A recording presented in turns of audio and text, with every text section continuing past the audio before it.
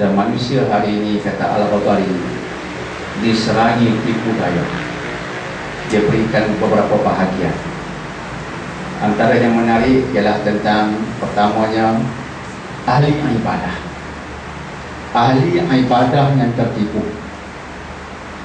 Lantas andai kata kita kuat beribadah, bagus, alhamdulillah. Tapi jangan jadi ahli ibadah yang tertipu, itu saja. Ahli ibadah yang tertipu disebabkan pertama, mereka beribadah tanpa ilmu. Dia rasa semayang pagi cukup, kelas agama tak payah hati-hati, ibadah cukup dah, semayang sampai hitam jadi cukup dah. Ilmu, ilmu buat apa? Ilmu kulit, kita mau isi. Mereka tertipu sebab mereka tidak menyedari ilmu pintu gerbang kepada amal. Amal itu buah, ilmu itu akar. Tanpa akar, buah tak terhasil. Mereka tertipu. Ahli ibadah pun diperdaya oleh syaitan rupanya. Ada ahli ibadah yang tertipu di sudut dia pentingkan banyak. Hang dah selawat berapa kali? 1000. Hang tahlil sehari berapa kali? 2000. Aku lepas solat takat 10, satu waktu kali dengan 50. Hang 2000. Banyaknya. InsyaAllah tekan pada banyak. Puasa 3 bulan berturut-turut, banyak. Baca Al-Quran sehari 2 juzuk, banyak. Ada ahli ibadah yang menekankan hanya kepada kuantiti, banyak, lupa tentang kualiti yang bernama ikhlas, kualiti yang bernama khusyuk hilang. Kata Al-Ghazali, itu pun dipercaya oleh syaitan. Jadi ahli ibadah yang rajin solat, rajin beribadah, kadang-kadang beribadah dalam tipu daya. Jaga. Yang keduanya ahli ilmu, itu jelas. Ahli ilmu yang tertipu, belajar sampai jadi ulama, faham Quran, faham sunnah, tapi akhlak dia keji. Dia merasakan cukup sekadar ilmu.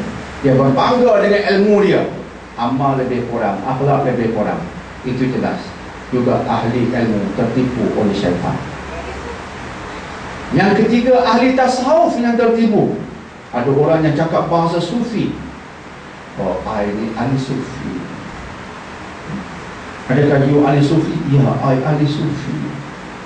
I mementingkan qanaah, I mementingkan zuhud, I mementingkan sabar, ikhlas.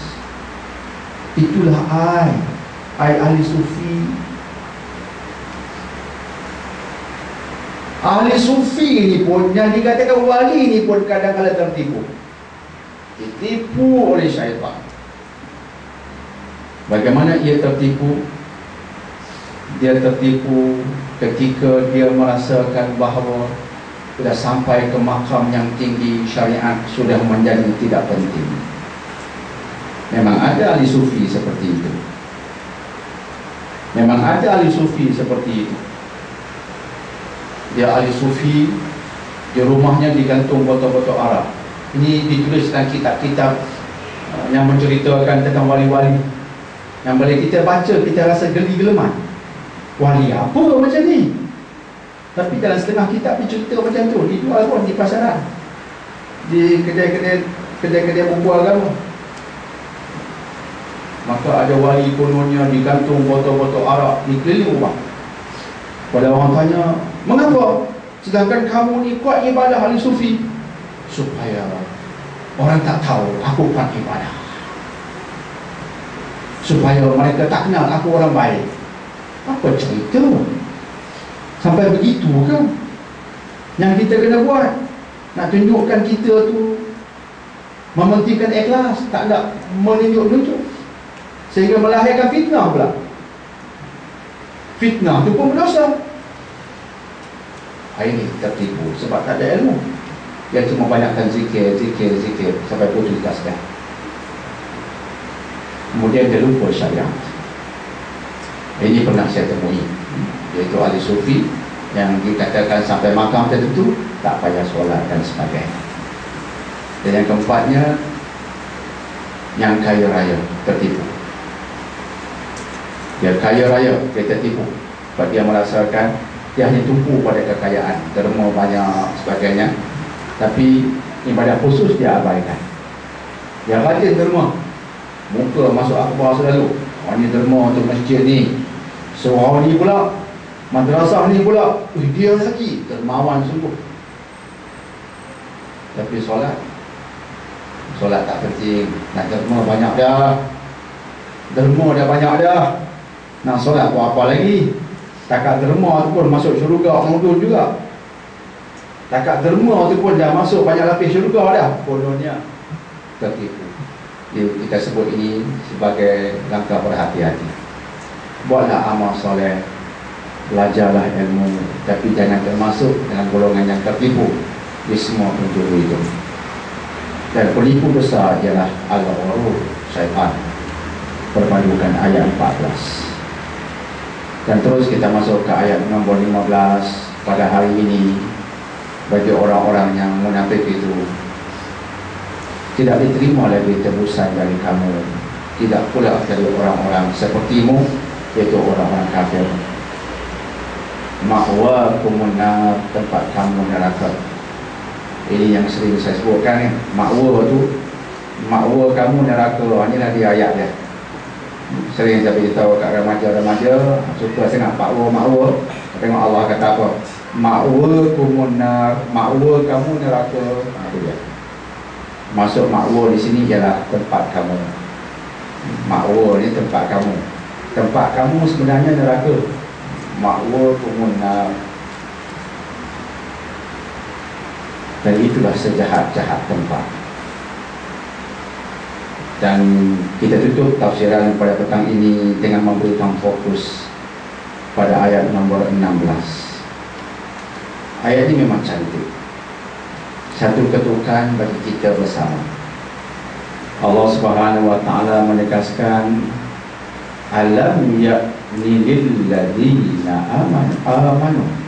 Belumkah sampai masa bagi orang beriman? Tak sampai lagi masa ke?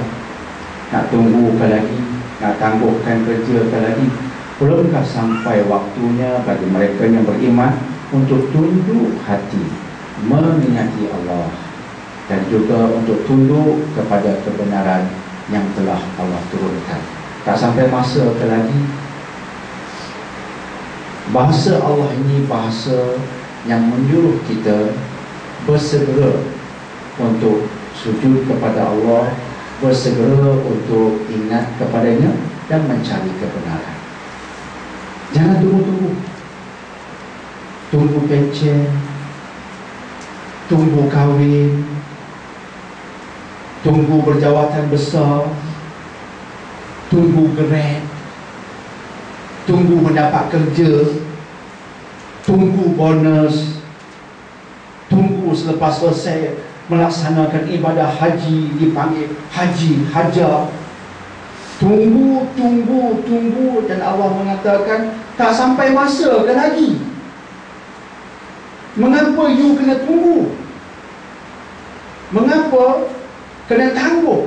Hari ini tak boleh ke buat hari ini? Tak sampai masa ke lagi? Menggunakan bahasa kita, tak sampai seru ke lagi? Orang Melayu suka guna tak sampai seru. Allah marah. Tak semayang ke? Tak sampai seru. Yang wanitanya pula tak pakai tudung kan cik? Tak sampai seru.